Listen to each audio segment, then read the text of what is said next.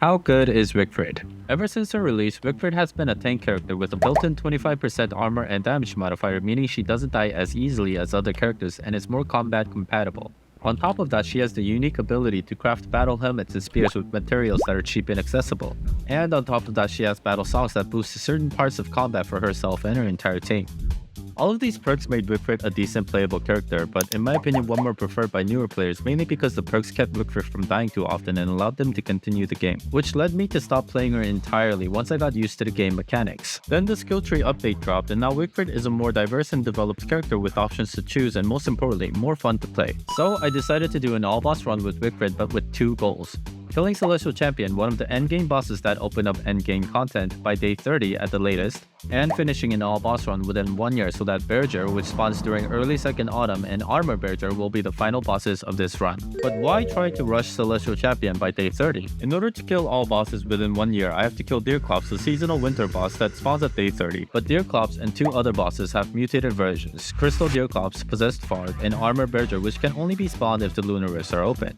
Lunar Rifts will start to open and close periodically exactly 5 days after Celestial Champion is killed and an Enlightened Crown Shard is given to Waxaf. So, simply put, this means I have to kill Celestial Champion by day 30 at the latest and kill both Deerclops and Crystal Deerclops during the first winter so I don't have to wait until the second winter to do so, and finish off the remaining bosses during the coming season. For this run, this is the Wigfrid skill tree I'll be using. All the spear related skill points in order to unlock the Elding Spear, arguably one of the best weapons in the entire game. The Elding Spear is an electric weapon which means it does more damage against wet enemies and can only be crafted by Wigfrid with 2 twigs, 2 vocal horns, and 1 beefalo wool. Even better when upgraded with the Restrained Static which can be obtained by completing Waxstaff's quest during a Moonstorm. The Elding Spear is now a formidable weapon with 20 planar damage with an AoE special attack that repairs itself. So I will be using this weapon as soon as I get it for the majority of the run. I also take Hard Helm 1 and 2 for the early game defensive abilities but not Commander's Helm, which is pretty good because it also repairs itself, has planar defense and protection against knockbacks, but I will be using the Enlightened Crown in my head slot for the majority of the run.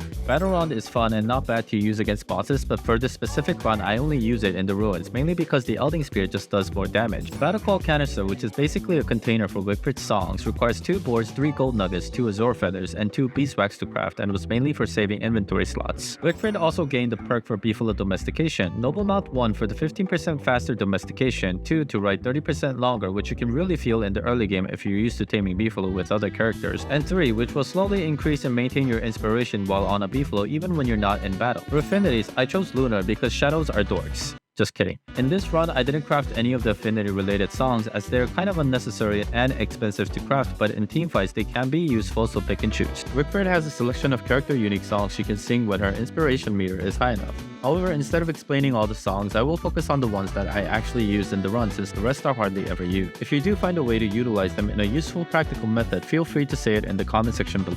The Heartrending Ballad. The Heartrending Ballad gives Wigfrid and all users nearby lifesteal during battle. You need 1 papyrus, 1 feather pencil, and a life-giving amulet to craft it. All of Wigfrid's songs basically require a papyrus and a feather pencil, which kinda makes sense, so easy to memorize. Next we have the Weaponized Warble. When activated, any weapons including ice and fire staffs will be 25% more durable when used. It requires a papyrus, a feather pencil, and a sewing kit to craft. The Clear-Minded Cadenza provides an extra sanity boost for Wigfrid and her teammates every attack. It requires a papyrus, a feather pencil, and 1 moon moss wing, which can be acquired by chopping down a loon tree at either Lunar Island or Pearl's Island. The Bell Canto of Courage gets an honorary mention because I didn't use it in my run, but it is useful in certain situations because it cuts all negative sanity auras in half, such as the ones from Deerclops or Fuelweaver. It takes a papyrus, a feather pencil, and a Suicide Medallion, which can only be crafted in the ruins. Now, without further ado, I present to you the Wigfrid run.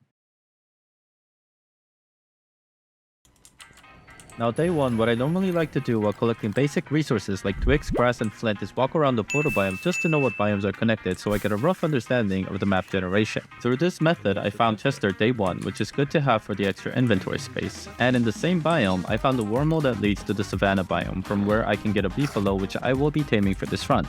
Okay, Savannah is here. Soon after, I found the Mosaic biome, which is always connected to the portal biome. This will be the first stop to make for gold, rock, flint, meat for a hambat, logs, and charcoal. While exploring the Mosaic, I found my second wormhole, and as my good friend Enda likes to say, where there's a hole, there's a goal. And it led straight to the picking, which is good because I will need stacks of boards for this run, so time to evict the local residents. Now back to the mosaic, where I'll place down my science machine to craft a backpack for inventory space, and a shovel, pitchfork, bug net, razor, and a beefalo bill. Wait, no, I forgot to craft the beefalo bill. No, you idiot. Anyway, I'm digging the grays for a chance for blue and red gems, which I'll be using for ice and fire staffs later in the run, or combine them to make a purple gem, and maybe even a life-giving amulet, which is an ingredient I'll need for my heart-rending ballad. What? I didn't make a...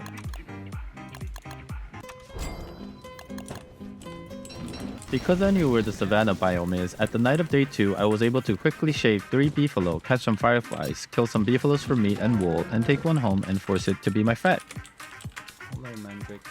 Day 3, I found the Mandrake's Forest, so this is where I'll place my alchemy for now, but before that, I want to place down 2 crock pots to make some steamed twigs to keep my beefalo fed and start the taming process. For the early days of taming and the certain times I have to be on foot, I'll be feeding it 3 steamed twigs per day to keep its hunger above 0. Now the reason I chose the Mandrake's Forest to place down the temporary alchemy engine is due to the abundance of resources it has, and the optional pig village or moonstone forest will also do.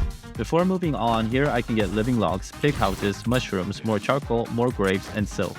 Also, I need to prepare items for Pearl's quest like berry bushes, and luckily this single night set piece spawned in Mandrakes, so that means we're grabbing marble and carpet turf for the real boss of this run, Pearl. It is now day 5 and I need more logs and living logs before I move on, so at the start of day 5 till dusk, because that's when they start to panic due to the lack of light, I outsourced the manual chopping labor to some local piggies to farm logs and maybe even a small chance to spawn tree guards. What? I don't even need these many tree guards. The extra living logs are good because you need 7 living logs for this run without duplicating them, but I actually needed the logs more than the living logs at this point, so let's call it unlucky luck. No, piggy man, don't die. During day 6, I explored the map trying to find Moonstone Forest, which is usually one of the end biomes, while picking up jet feathers, reeds, and hound teeth. Being unable to find Moonstone Forest by day 11 was one of the main reasons to fail this run. But fortunately, I found it at the end of day 6. I decided to base in Portal Biome, which is usually an okay place to base in an all-boss run, because it's normally in the center of the map, and also had 2 nearby wormholes and a sinkhole, and now it's time to go to the caves. The main goal here is to find and kill Ancient Guardian, grab the Relic Chair blueprint for Pearl, and loot the ruins and get my crafts. After grabbing light bulbs to tame my beefalo from the muddy biome, I'm heading right into the ruins, and I was fortunate enough to find this narrow road, which always leads into the sacred biome, which is good because it normally contains all the materials I need like solicite and gems, including the Relic Chair blueprint.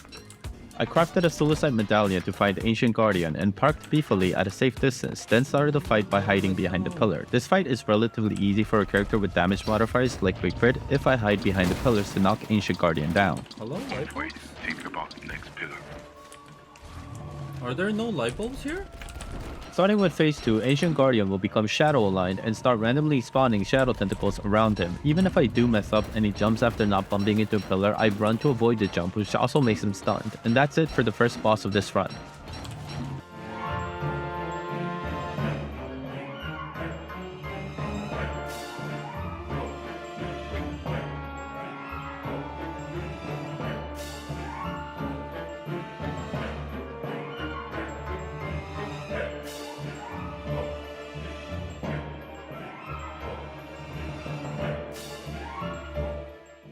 Before I leave Ancient Guardian's arena, I dig up the grave for a chance at blue or red gems, and let's take a look at AG's chest and... No lazy but this is pretty good. Wow, this is actually pretty great because all the green and yellow gems I need for the run are here, and this is almost enough thulecite. All that's left is looting the ruins for thulecite and purple gems. Because I want a rider beefalo, I'll park my beefalo in safe locations as rooks are highly dangerous and do the fights myself on foot. This is where the battle round is really useful because I can take unavoidable hits while taking no damage.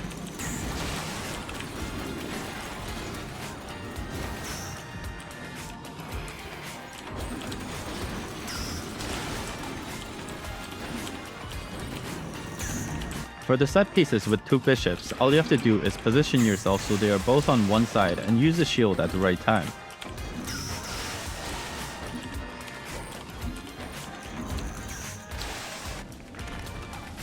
What I'm crafting is a pickaxe for Nightmare Werepig's pillars and mining pure brilliance later on, 2 star collars, 1 deconstruction staff, 1 thulecite club for a durable weapon before I get my elding spear, 1 thulecite armor, 2 thulecite crowns, and 18 thulecite walls. And that'll be good enough for now. I guess I should take 1 like extra, just in case. What the f is that? It disappeared. You stupid rabbit! Oh my god! F you! Oh wait, that's not gonna feel nice. A rabbit? How many people can actually say that? A rabbit destroyed my purple gem. A rabbit.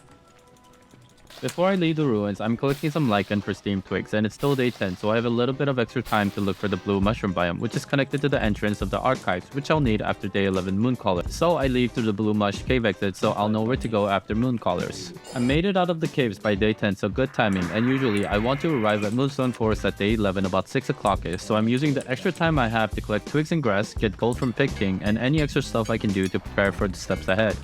For the Mooncallers event, I'm using 18 Tillicite walls and statues, which not might be the most efficient way, but it's the safest, and I'm not about to throw a run because of this. Also, this setup allows me to farm for resources during the Mooncaller event, like silk, twigs, logs, or more. In this particular situation, I'm lacking a little bit of meat, so we'll kill some hounds and pigs and leave the rest for moon rocks. After deconstructing the Mooncaller staff for an iridescent gem, it's time to go to the archives to get the astral detector blueprint. But before that, I'm making a slight detour at this Bunnyman village next to the blue mushroom biome to demolish their houses for extra boards and carrots, which I'll need as fillers for steam twigs. From this point onwards, I'll be doing some sailing, so the best way I can tame beefily during all of that is keeping its hunger above 0 with steam twigs. If I didn't have the Bunnyman village, I would have dug up 80 blue mushrooms at this point to feed beefily until domestication. The blue mushroom biome is always connected to the lunar grotto, which is in turn connected to the archives through a path that's normally blocked with boulders. I need to mine these statues, which will drop at least 1 Tillicite and 1 moon rock, which are the ingredients for an astral detector. Then plug the iridescent gem into the ornate pedestal, which will activate the archives, get the distilled knowledge from the fountain of knowledge, drop it in the center of the circle thing, solve the puzzle always on my first try, Yes. get rewarded for my 200 Yes. IQ, and earn the blueprint for the astral detectors, and we are good to go. After using the astral detector to find the 2 lunar altarpieces hidden in the mainland, the astral detector will point to where the 3 pieces are on Lunar Island, therefore revealing the location of Lunar Island. Then I can use it to find Crab King because Crab King is holding the final lunar altarpiece, or it's just there on your way. Oh. Hello, Craft King. Anyway, so I'm going to Lunar Island first to move the 2 pieces from mainland, and to find message bottles to find Pearl's location and hopefully cookie cutters. This is the run. I will finally be done with this shit. Let's go. Finding cookie cutters on the way to Lunar Island was extremely lucky, as they are seemingly randomly spawned in the ocean. Or are they? I have done some research, but nothing concrete yet to say for sure. Either way, I'll be needing 10 to repair Pearl's home later, so I'm not complaining. Best thing that can happen to me. Like, unless I, like, deliberately kill my beefalo, I don't know what could possibly go bad. Did I just jinx it?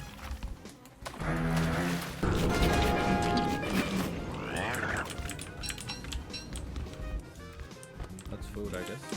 I dropped off the 2 pieces from mainland in a nice triangle-shaped group of fissures, and mined the 3 pieces here and moved them also, mainly in order to save time doing this later in winter. Chester! Bye-bye, Chester. I will find a new... There will never be another one like you, Chester. I'll always remember you. Bye-bye. Oh, I'm so worried. I might be passing empty message bottles that have spawned. I'll just stay still.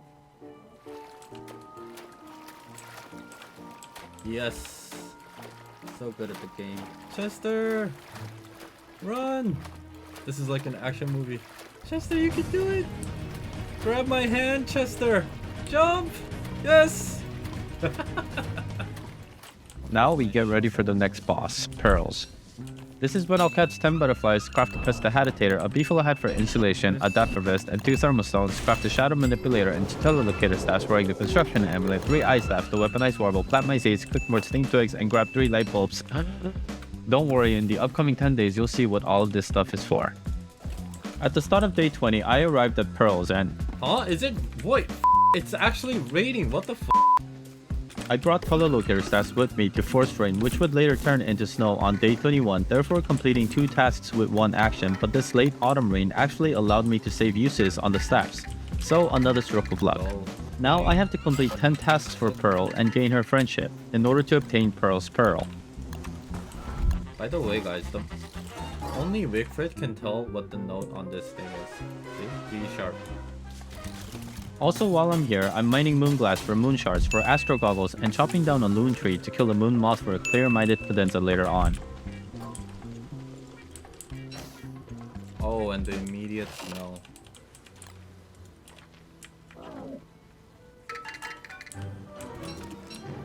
Day 21, first segment pearls. That's a good start. Forgot something.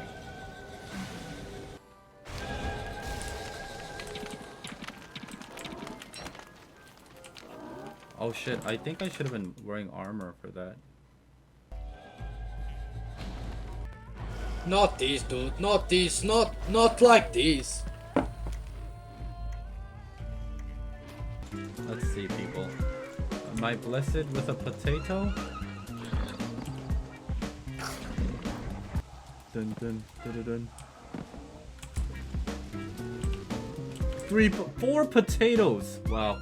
3 ice staffs, weaponized warble, 1 handbat. At this point, I'm all geared up for Crab King, the next crucial part of this run. I forgot boards. Okay, maybe I wasn't.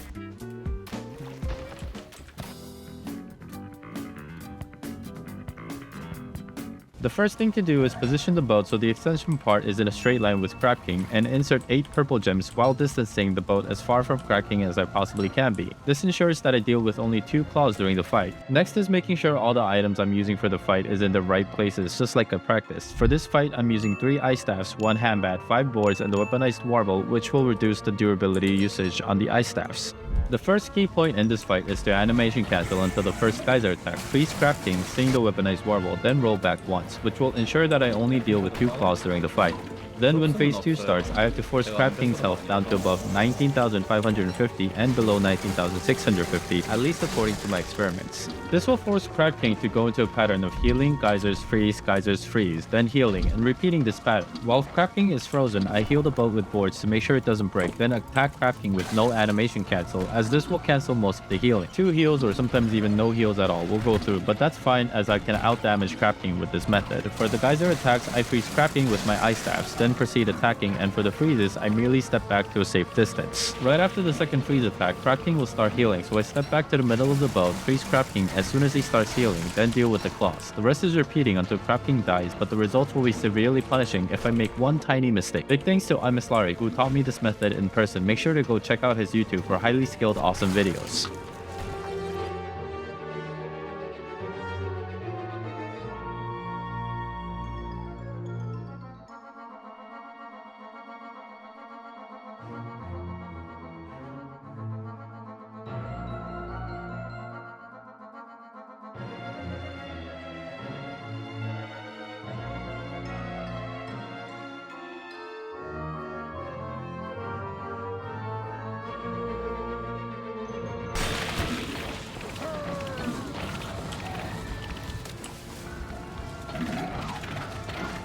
Did I just hear pirates? During the Crab King fight, any external elements like pirates or sharks can really screw this fight up, therefore forcing a failed run, but pirates are relatively less threatening because of the rock formation surrounding Crab King, and I do have a telelocator staff to use on the captain if need be, but that might set my boat on fire if I'm unlucky, so let's hope it doesn't come to that.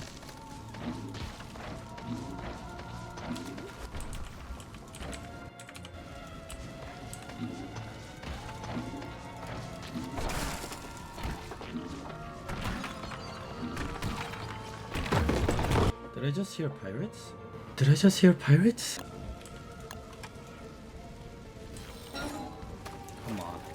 Not like this. Day 23, Moonstorms activated. Let's go. Luckily, nothing happened. Because this run was recorded before the Scrappy Werepig update, I have to get ready and do 4 Moonstorm quests, 3 for starting the Celestial Champion battle, and 1 for the charged Elding Spear. You walking piece of handbag. How dare you? Where is Glommer? I have no idea. I don't care. Oh! No, you idiot. Okay, people of 10. Now we're at the first Moonstorm event. While Waxelf is working on the restrained static, I have to protect him from the Moonblight pros while giving him the random items that spawn around him, and all the while farming 15 Moon Gleams and infused Moon Shards throughout the event. With the first restrained static, I decided to kill some Vocoats for a chance at horns to make Wigfrid's best weapon, the Elding Spear. The charged... Wait, I got too excited. The charged Elding Spear. Now I need no more weapons.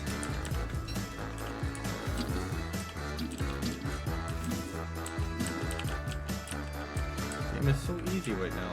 Indeed it is, because the Elding Spear grants a bonus of 20% extra movement speed, has an AoE attack which makes killing the crows much easier and faster. Starting with the third Moonstorm, I want to start mining the infused shards as they spoil in only 12 minutes. With only one Moonstorm event to go, I want to prepare everything for the Celestial Champion battle and search for the Celestial Orb, which I'll also need to spawn CC with, and then head off to the fourth and final Moonstorm. The orb didn't spawn. It is legal, officially legal for me to use commands.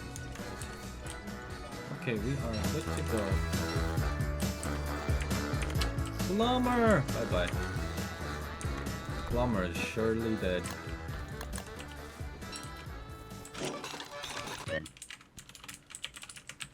Nobody watch! Nobody watch! For the Celestial Champion fight, in order to save durability on my Elding Spear, I'm singing the Weaponized Warble and using the special attack with my Elding Spear that repairs 2% each time I hit a target, or 4% when hitting multiple enemies. I'm also using the Heartwinding Blood to make sure my health is fine. Phase 1 is relatively easy with enough practice and experience because most attacks aren't really threatening, but you can expedite the fight by tactically thinking when CC is rolling around.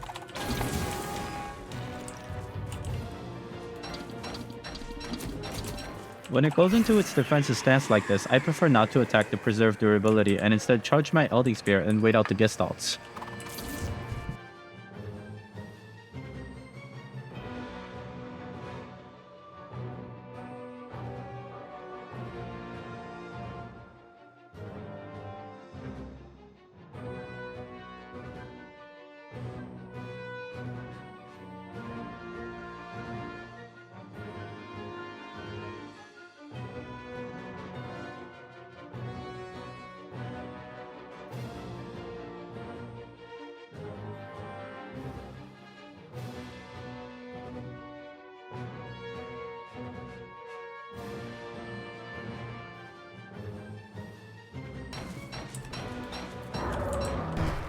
For phase 2, the Elding Spear's extra movement speed really helps to dodge the blender attack, then the key point is to get close enough to bait out CC's attacks, then dodge, and close in on one more time for a healthy amount of DPS.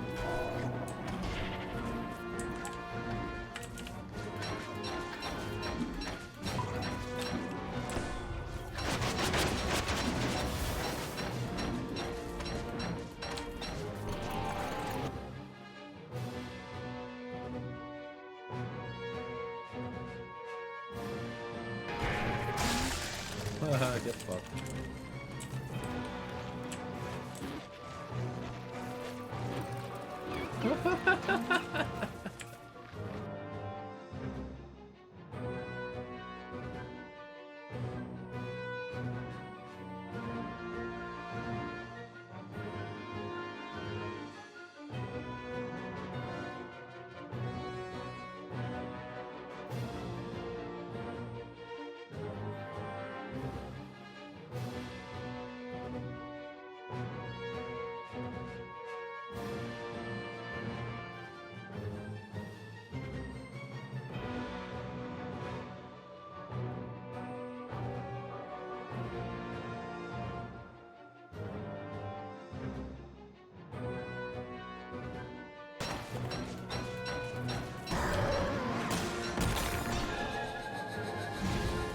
Phase 3 is potentially the most dangerous part of the fight because the Gestalts are almost invisible due to the winter snow, and if you get hit twice in a short amount of time, you will be put to sleep, leaving you exposed to damage. But Wigfrid's mobility when she changes position after using her special attack really helps out with avoiding them almost entirely.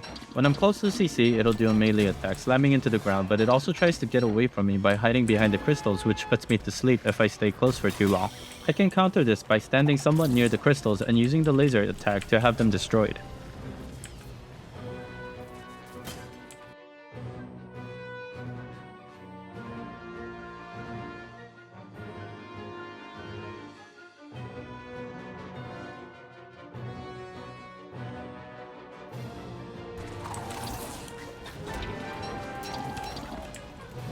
Salamander, I'm sorry.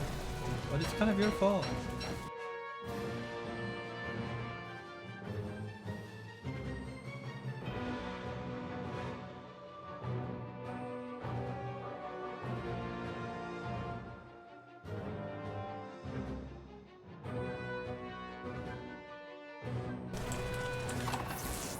Oh, I can actually go through the crystal.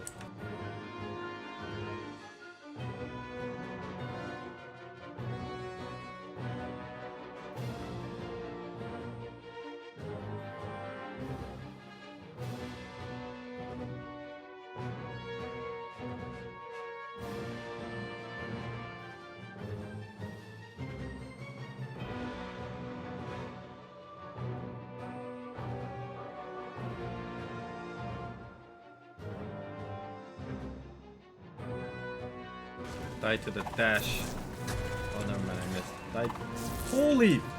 What? Day 28 and on the 3rd segment. Nice. Lunar Rifts will be opened exactly 5 days after I give the Enlightened Shard to Wagstaff. Good night. So I need to take note of the precise time. Good night.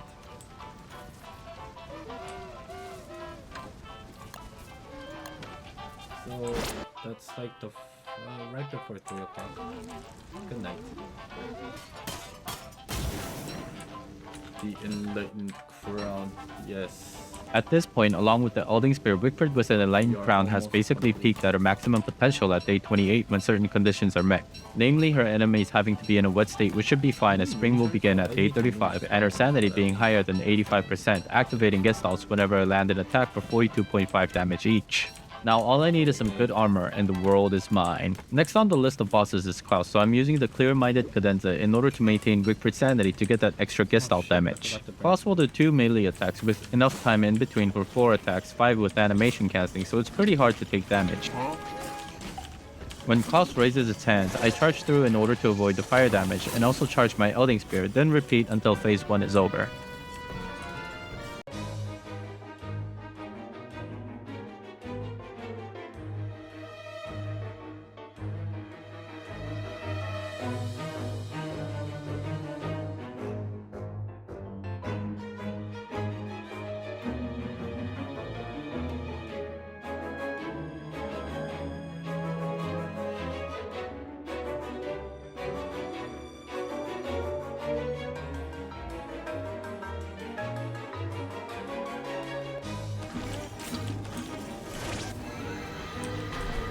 Phase 2 has begun and it's basically the same as Phase 1 except Klaus has an additional pounce attack mixed with his melee attacks. To perfectly dodge his pounce attacks, the mag would have definitely helped, but I forgore. I mean, and Dreadstone armor? Isn't that...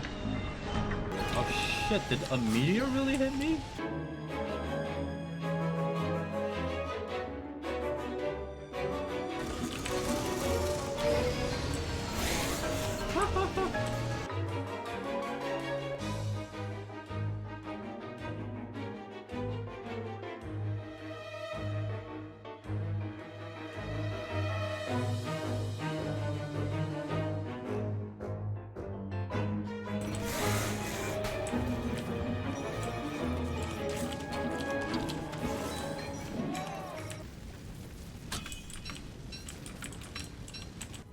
Let's see what we got, shall we? Shit. After collecting 2 Azure Feathers and Honeycomb, which I crafted into beeswax, I crafted the Battle Call canisters to store my songs and save inventory, which after the scrappy Werepig update has a changed mechanic where you can open it and use the songs from inside and while riding a beefalo. The night of day 30 is when Deerclops spawns unless somehow the spawner is messed with by being in the caves or the ocean, but I can't kill her yet because the lunar rifts aren't open to have Brightshades infest her corpse and transform her into crystal Deerclops. So since Deerclops is attracted to structures, I'm baiting her out with a sign in a safe location away from her base. And now we wait until day 33 to come back and kill both Deerclops and crystal Deerclops. The next night, I'm slightly late to start the twins fight. In my practices, I was able to kill them in one winter night, but we'll see how it goes. I'm killing the green one first because I find the red one is a bit less annoying / threatening in phase 2. Spasmatism tends to do dash attacks rather than spawn minions, but the minions can be a bit annoying, but if I draw Spasmatism away from its minions and force a 1v1 fight, all I have to do is focus when it starts to roll its head, indicating that it will start dashing.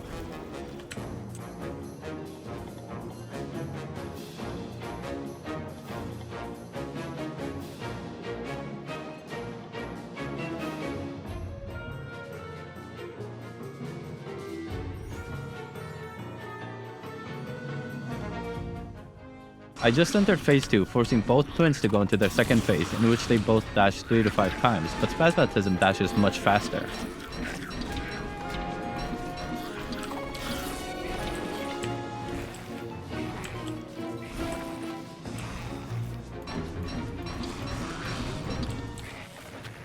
Retinator spawns more minions in comparison, but its dashes are much slower, so the key would be to move away from the minions while dodging its attacks.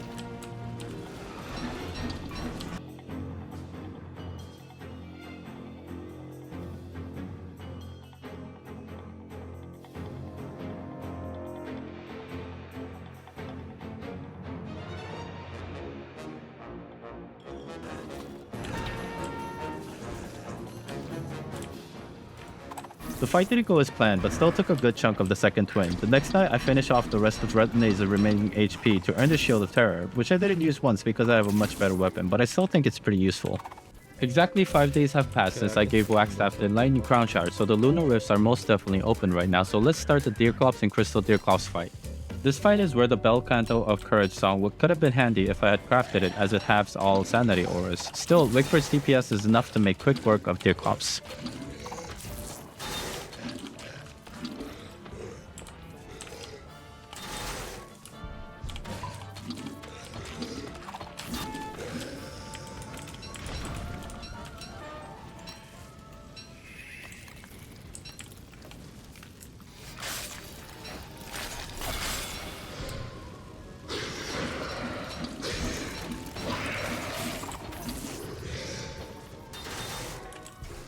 After dodging 2 icicles, I have to set her on fire by either using a fire staff or a torch in order to knock her down for some free damage. Then I have to deal 1200 damage, then the ice below her feet will return and I can knock her down with fire again.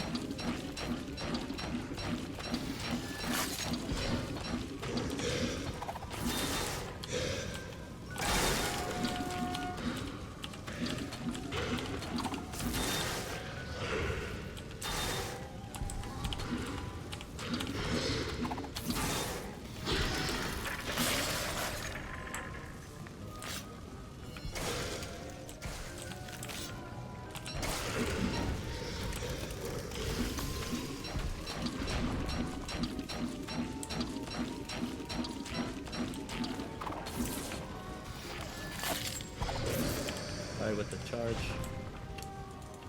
Now this is where the real fun begins. There are 2 days left in winter, and everything in the caves for the most part are wet, so Wigfrid's Elding Spear deals electrical bonus damage. So the plan is to kill Nightmare Werepig and then visit the ruins to grab some Stolicite armor, then go back to the surface in time for the start of spring where most bosses will be wet and Wigfrid's real potential is reached. After mining the pillars to free Nightmare Werepig from his chains, I equipped the Nightmare Amulet to kill the 3 Shadelings in order to initiate the fight.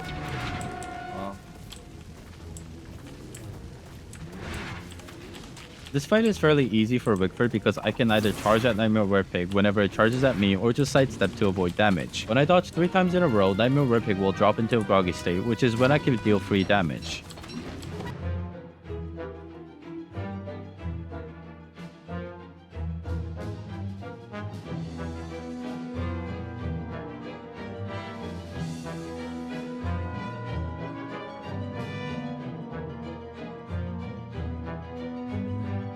Now I force Nightmare Werepig into its second phase where it will try to come at me with a fist attack that has a knockback. I'm going to use this to destroy the 3 pillars in order to obtain Dreadstone and Marble, which will come in use at a later point. Nightmare Werepig will also start healing if I'm too far away from it, so the key point is to stay close enough to bait out its next attack but still be able to dodge.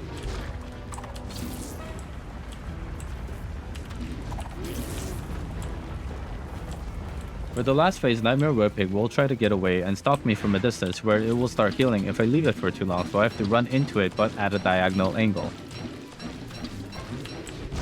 Ow.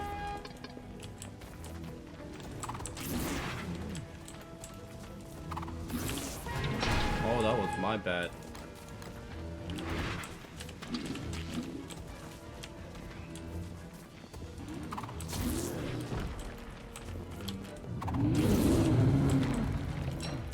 In this run, I never actually used the Nightmare Werepig blueprint drops. The relevant ones to this run are the Dreadstone helmet and body armor, but since at this point Wigfrid's head and hand slot are already decided, Wigfrid's body slot is the point of significance throughout this run.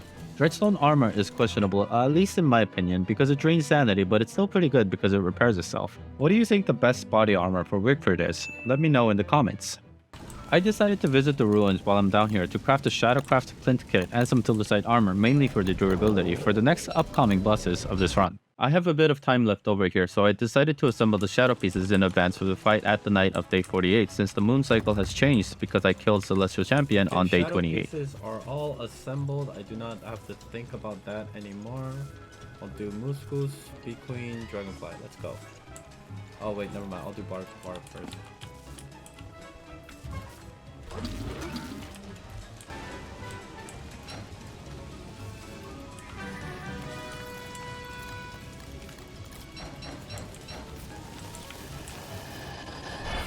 The possessed Varg fight can be kinda messy without a way to bait the hounds away from Varg like a meat trap, but its HP is only 3000, so a relatively quick fight. After one melee attack, she will commence a freeze breath attack, which can be avoided with a charge or moving behind her back. Then you need planner damage to knock her down and deal tons of damage.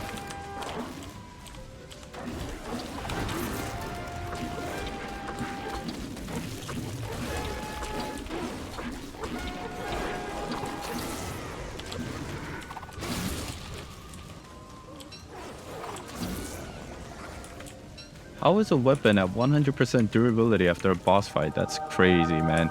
The Moose Goose fight is a pretty simple one. Not much to explain, but there's a reason I'm doing this before Bee Queen. I want to make sure Bee Queen is wet to gain the electric bonus damage, and Goslings have a good chance to force rain. So for this fight, all I need to do is hit 3 to 4 times, step back, and on her 4th attack, Moose Goose will scream and try to drop my weapon, which I can counter by simply holding spacebar. Moose Goose is what I like to call a nest boss because she always tries to return to her nest, and if I drag her too far away from it, she'll go back to the nest, so I kite in a circle around her nest.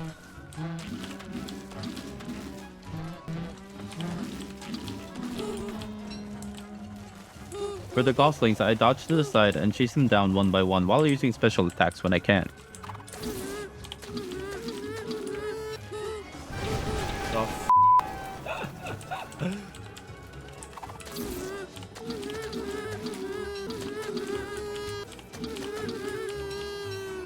No, my meat.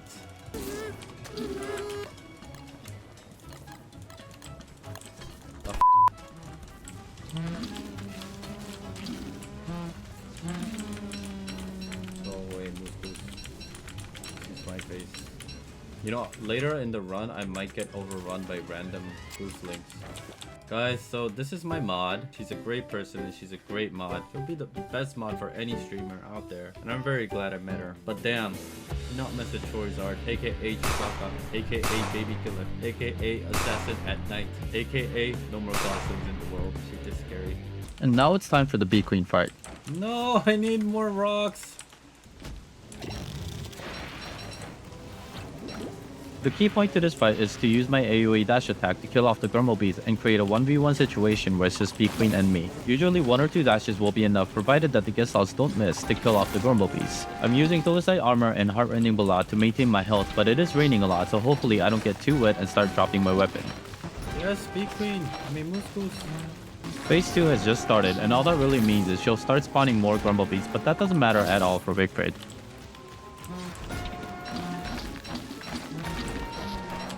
Hey! Okay, yeah, I'm gonna go away.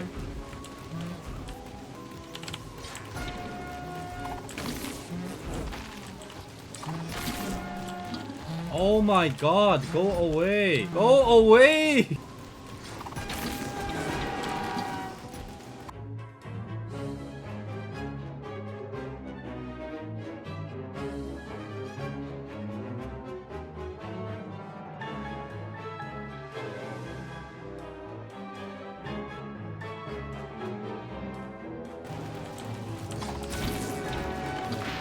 For phase 3 and 4, oh wow, I'm actually out healing the freezing damage. Anyway, the Grumblebees will start dashing, and looking back on this fight, if I was being less reckless, maybe I could have saved some armor by waiting until they stop dashing to kill them off, but let's see how it turns out.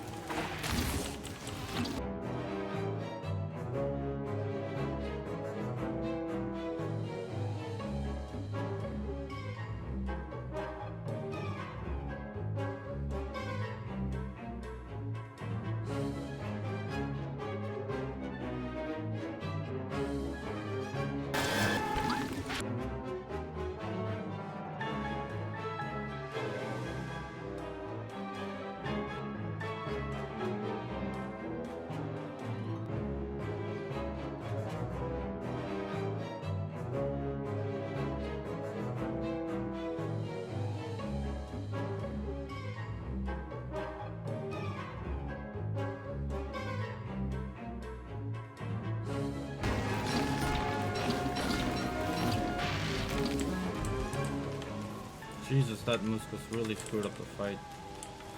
Next on the list is Dragonfly. Now, Dragonfly is peculiar because unlike other bosses, she has a witness meter, so when using electric damage buffs, the damage decreases as she dries off. So I'm using a method taught to me by a Dragonfly expert, Mr. Geo himself.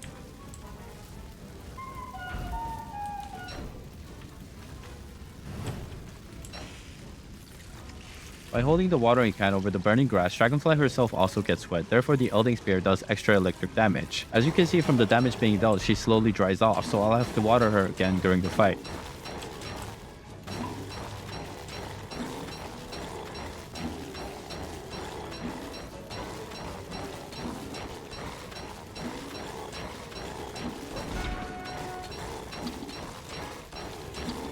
Wigfrid is one of the select characters that can do this without walls with relative ease, as she can dash through the larvae without taking damage. Then hit 3 times to kill them off before Dragonfly spawns too much of them.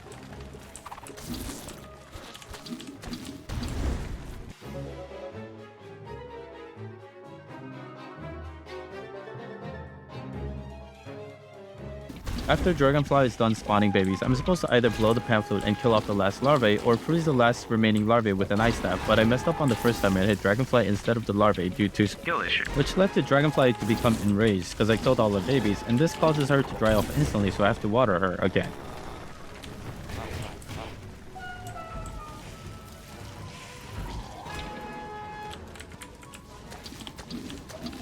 Isabella.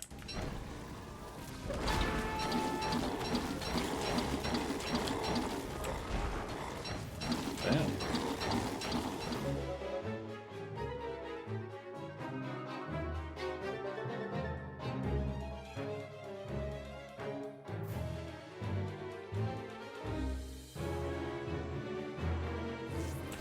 Nope, nope, nope. Oh my god, that was so horrible.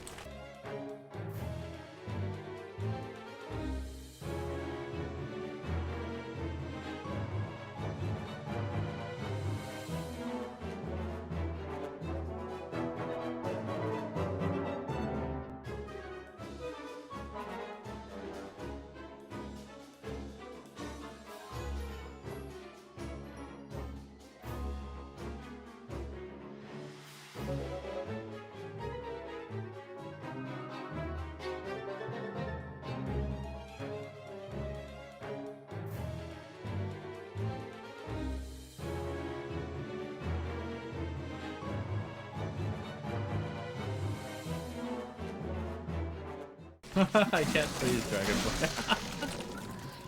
I'll just kill it. No, I missed! Come back here, 14 HP. Die. Oh, I have to go all the way to Lunar Island to get the Celestial Aura because I forgot to bring it after CZ. Sad. But before I do that, I want to drop by the Lunar Rifts to buy some Pure Brilliance to make some Brightshade armor among other late game equipments. No! Oh shit, my armor's gone. Bye bye. Oh, never mind. Oh, okay, yeah, it's gone this time. Oh wait, no, they're stuck? Ah! Bye bye, Dreadstone armor. We did it. Previously on Lordly Gaming. We are taking a short trip down memory lane to a run where I failed. Despite successfully killing Celestial Champion by day 30, on day 59, I was a little bit late for assembling the shadow pieces.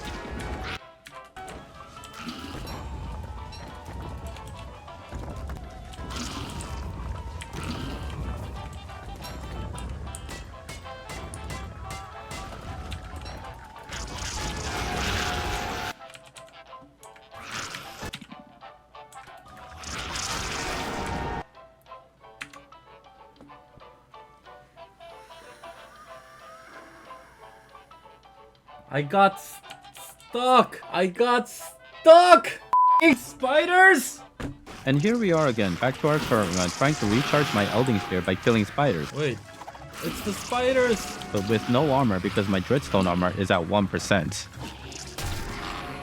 No, my armor is gone. Overcome your fears. Like I did.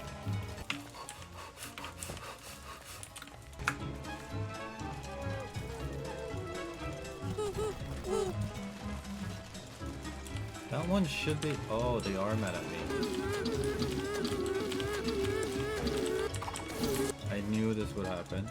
Like when I killed their mother, I knew they would someday seek vengeance.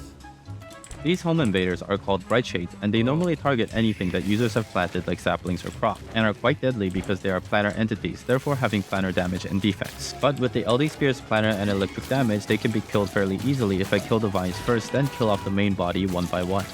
The drops are pretty good for Wigfrid because I can use the Brightshade husks to make Brightshade armor and the leafy meat to cook jelly salad, one of the few sanity food that Wigfrid can eat.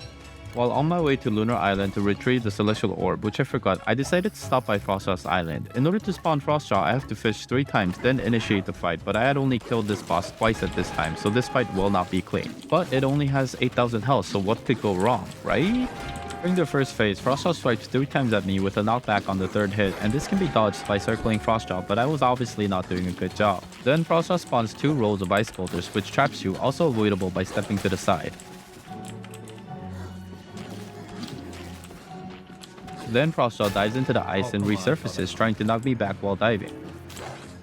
If I dodge this attack, I have a window of opportunity to land a bunch of free hits. I will slip and fall if I run for too long because of the ice on the island, leaving me vulnerable, so I have to do all of this while conserving my steps.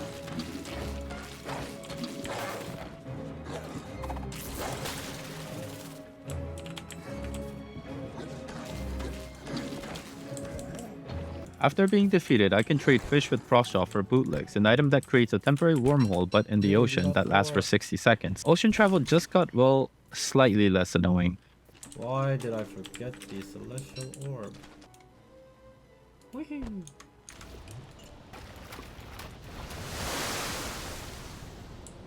Ocean travel is fun.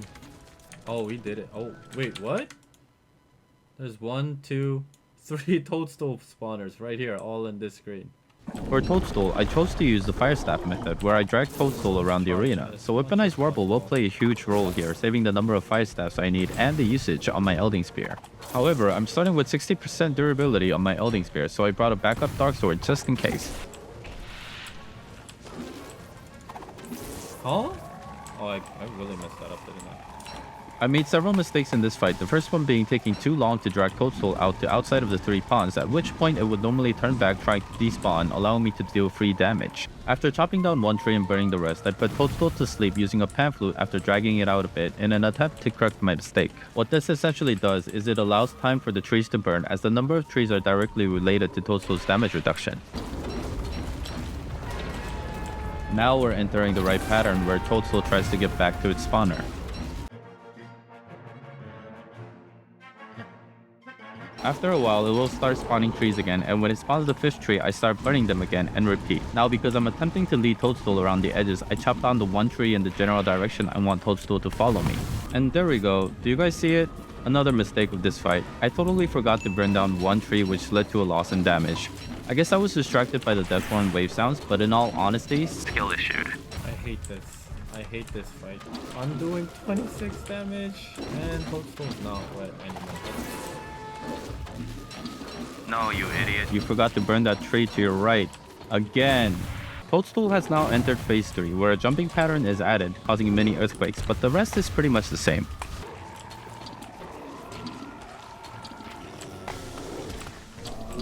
Oh my god, this dude scared me so much. Dude. After spending 2 days looking for the tentapillar that led to the A-Train and gathering fossils, on the last possible one... Oh yeah, this is... Okay, yeah, it was the closest one to base. Wow. No, spider's my greatest enemy. It is finally the night of day 48, so I start the Shadow Pieces battle by mining the Knight statue because I'll be killing it first. Normally, I do Knight Bishop Rook as enough speed bonus enables me to dodge the Rook entirely, but with Wigfrid's Elding Spear, in theory, I will be able to dodge the level 3 Bishop's attack, so I'm doing Knight Rook Bishop. The remaining of the Shadow Pieces grow stronger and faster every time one of them dies, so the key point here is to kill the Rook first without taking too much damage.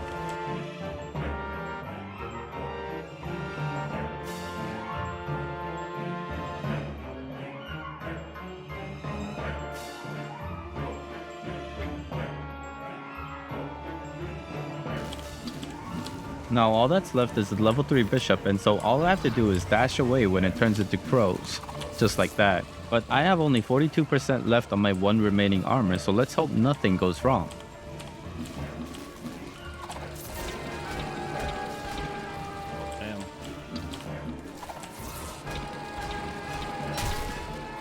you, Lack.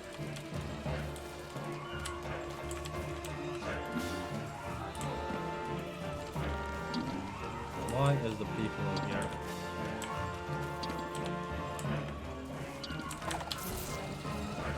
At this point, I started to remember how to kite properly again, so hopefully I don't get stun locked and die.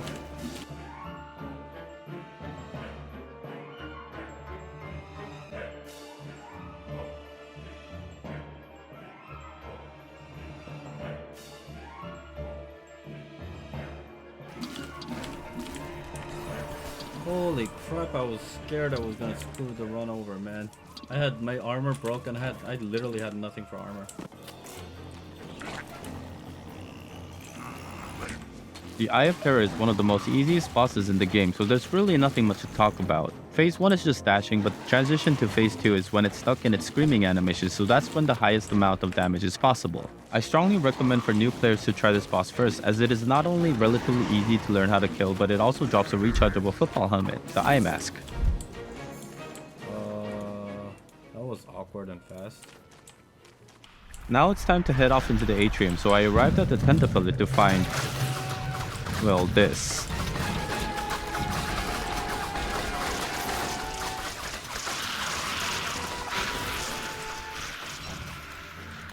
Guys, are you kidding with the number of spiders? Jesus Christ! Hit the find that angle. Success is the only mother option.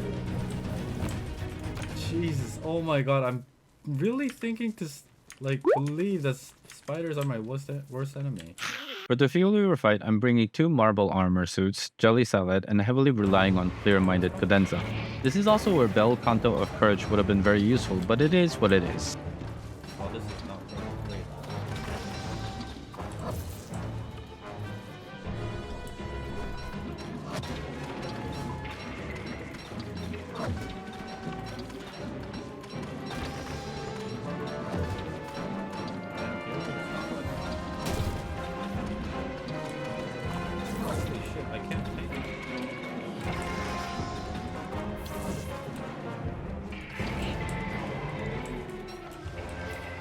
The original plan after Phase 1 was to drag Fuelweaver around the arena, killing minions and hands, and sync them up so I could tank Fuelweaver with my marble armor, and that's how I practiced. But the spiders I ran into before took a good chunk out of my marble armor, resulting in a forced situation where I had to improvise and slightly panicked.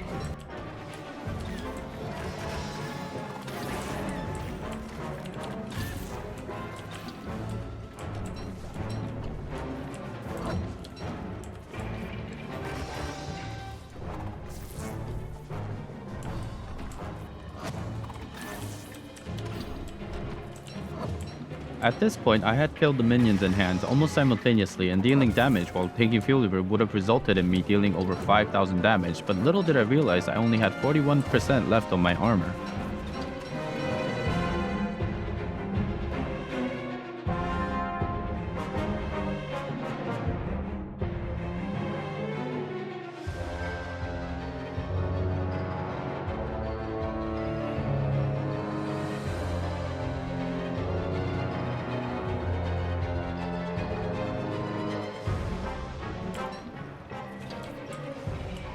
Here I failed up to sync up the minions and hands, resulting in the cycle being broken, and now my DPS window is much smaller, and on top of that, almost little to next armor left.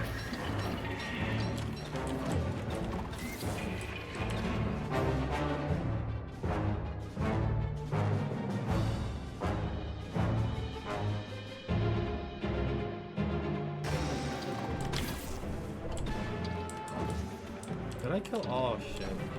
In order to resync the cycle, I could have left one minion, then kill all but one hand, then finish them both off and get back into rhythm, but that accidental charge led into another bad cycle, so a messy fight overall.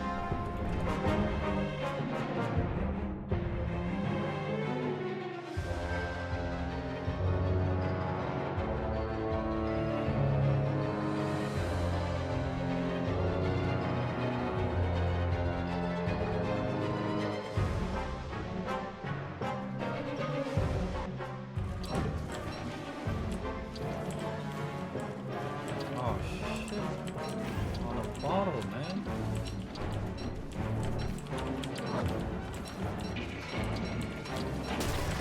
The last remaining piece of my armor broke, so now I can't get into the habit of taking hits. I honestly do not know how worse this fight could have gone. Let's blame the spiders.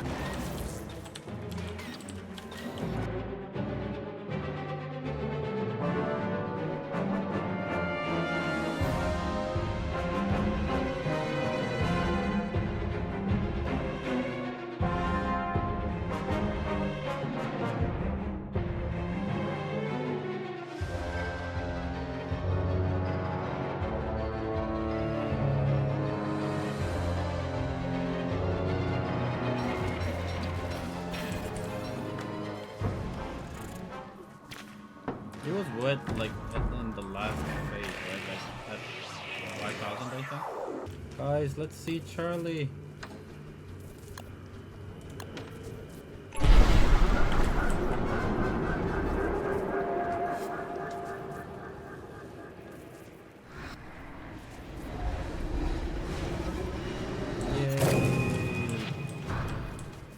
Now I'm heading back into the ocean to find and fight the most annoying boss to find, Malbatross.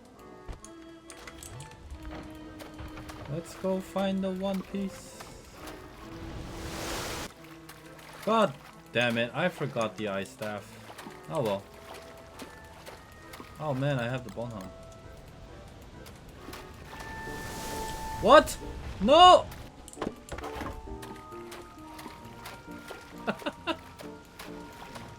Go back before it closes. Okay, this time please work because I don't want to go looking for another Malbatross spawner. To spawn Malbatross, I placed down an ocean trawler kit and filled it with monster meat. This method has rarely failed me in my past runs, but there is a possibility, so I would recommend fishing, just to be sure. Alright. We got Malbatross, boys. Let's get Malbatross. No! 3, 4, 5, 6, is this enough? Huh? What? Did it seriously just disappear? Oh, why? Oh, I'm getting so punished for not bringing the ice staff. After wiping away my tears, I decided to find another Malbatross spawner so I could use the bootleg to come back and try again. Those rocks look like they might have Malbatross spawner. What the f?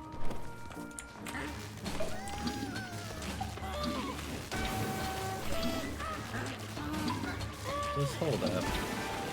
No biggie, just hold that.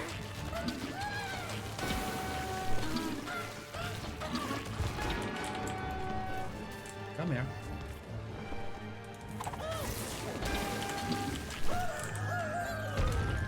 All that trouble for one big blue bird. On the same day, I visit the Oasis Desert to make quick work of the seasonal summer boss, Antlion.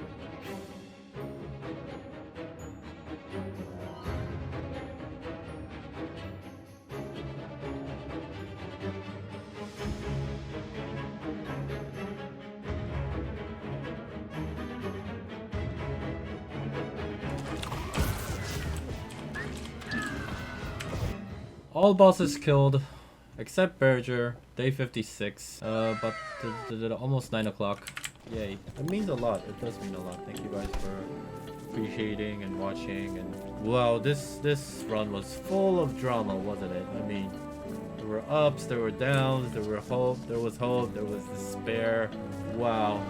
It was a long and wild ride. It was. I still have to kill Bearger, yes. But what do I do during the summer? I have no idea.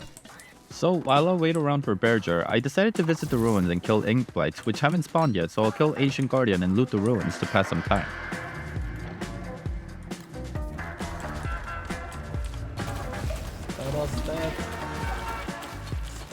Step.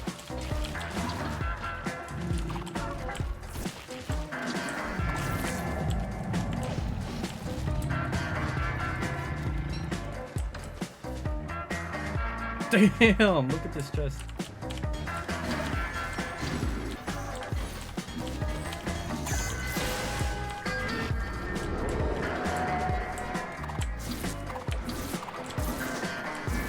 We're just way too easy, man.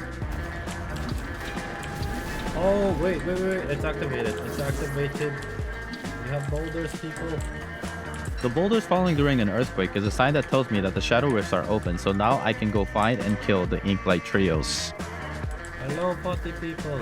Usually, I would kill Rest first due to its dangerously high damage and then deal with the rest, but I had plenty of planar armor and I'm Wigfrid, so what could go wrong, right?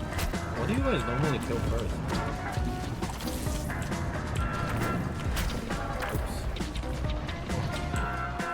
That was nasty.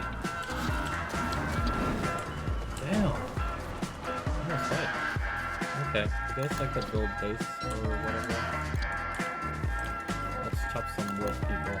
As I had nothing to do the entire summer with only 2 bosses left on the list, Bearger, which spawns during early autumn at about day 75, and Armored Bearger, which I need to kill Bearger first and have the lunar rifts open. I decided to gather some materials and actually build a nice mini base, which is so fun and not at all boring.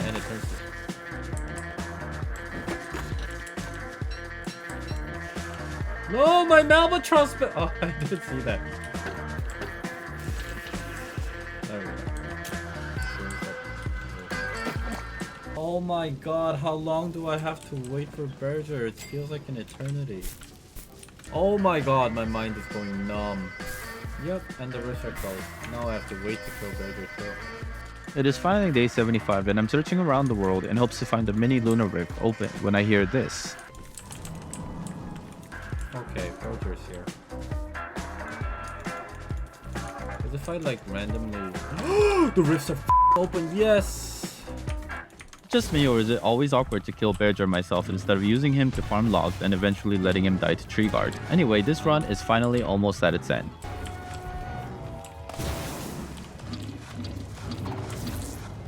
Sit your ass down. The Brightshade is coming. Ow.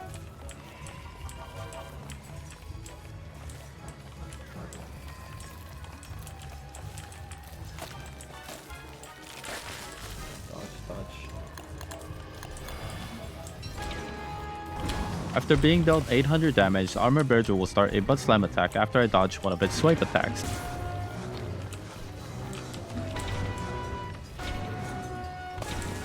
Damn. Or else get severely punished for messing up. If I manage to dodge a butt slam attack and hit it twice with a weapon with planar damage, Armored Bearger will go into a groggy state, allowing me to deal free damage.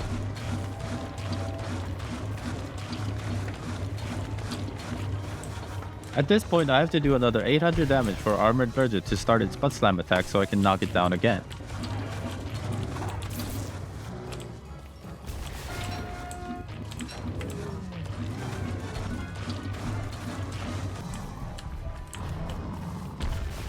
The keyboard, oh my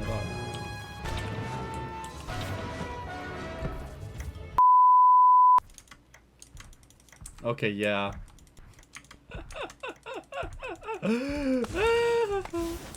Yeah, that's my fault.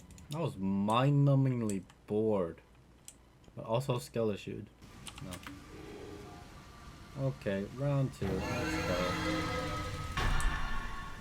go. Bearger, why are you so strong?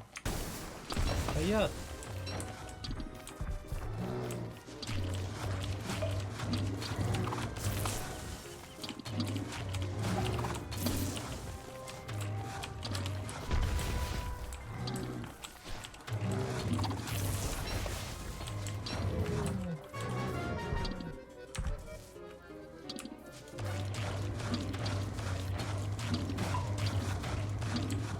I will dance on your body.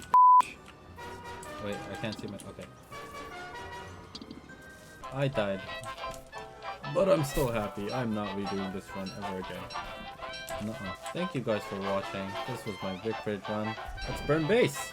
So, this was my Wigfrid all boss run. Thank you everybody for watching. If you want to catch some of this action live, then make sure to follow me on Twitch where I'll be doing a Willow run next. Also, special thanks to Jagosaurus for helping out with any editing questions I had and also inspiring me to make content like this. And Mr. Geo for providing me tips and tricks about the game.